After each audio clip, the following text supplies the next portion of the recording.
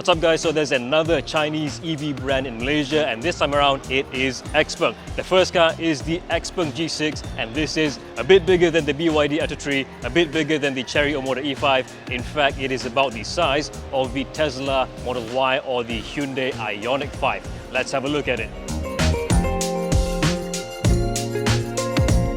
So upon launch, we have two variants of the XPeng G6. So there's the G6 580 Pro and the G6 755 Pro, and the numbers in the variant names basically reflect the CLTC range of both variants. So the lower variant, which is the 580 Pro, costs 166,000 ringgit, while the higher variant, the 755 Pro, costs 186,000 ringgit. So to remind you just again, this is about the size of the Tesla Model Y or the Hyundai Ioniq 5, and both variants look exactly the same with LED headlights, LED tail lights, 20-inch wheels, and interestingly, a set of tyres from Michelin, and these are the Michelin Pilot Sport EV tyres. So there is an all-wheel drive performance variant of the XPeng G6, which is not yet here in Malaysia, and that variant basically gets an active rear spoiler which is integrated into the rear window. But for the two variants that we have right now, well, they don't come with that active rear spoiler. Overall, I think that the XPeng G6 with its super slim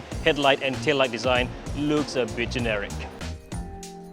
Both variants of the XPeng G6 get a single motor rear-wheel drive setup, albeit with different power outputs and with different battery capacities. The 580 Pro makes 255 horsepower and 440 Nm of torque, and it does 0 to 100 in 6.6 seconds. It also gets a 66 kWh LFP battery that provides 435 km of range on the WLTP test cycle.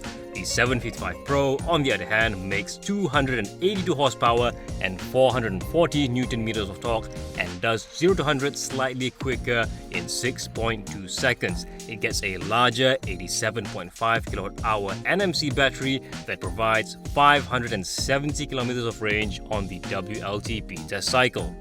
Both variants can handle a maximum AC charging rate of 11 kilowatts with a 3-phase power supply, and it takes 7.5 hours to charge the 580 Pro from 5% to 100% and 9.5 hours to do the same for the 755 Pro.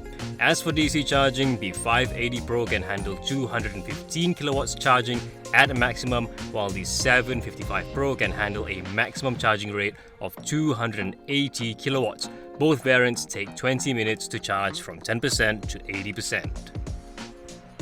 Inside, it is a very minimalistic treatment, almost like a Tesla, but you still get visible aircon vents inside here, you still get a digital instrument cluster, and most importantly, you still get a physical gear selector, which is a column type beside the steering wheel.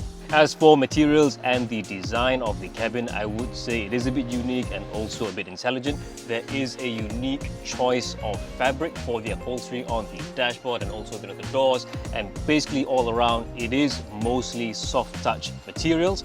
The steering wheel design is also a bit weird. It is a 2-spoke wheel, but at least, hey, we still get physical buttons instead of capacitive controls. Some things that I do appreciate inside here is the fact that the wireless phone charger can charge 2 phones at one time. You do get a 2-stage center console since this is an EV, and the armrest storage box is pretty big.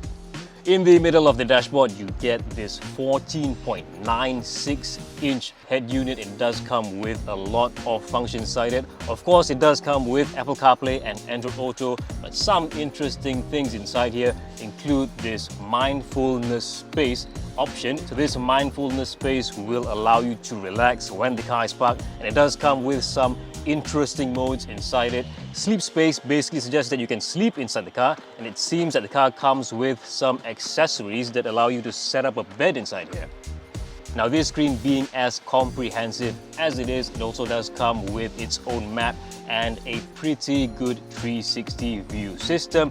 Lastly, one thing that I think makes this car feels a bit premium is the fact that the door opens with the press of a button right here, something like a BMW iX.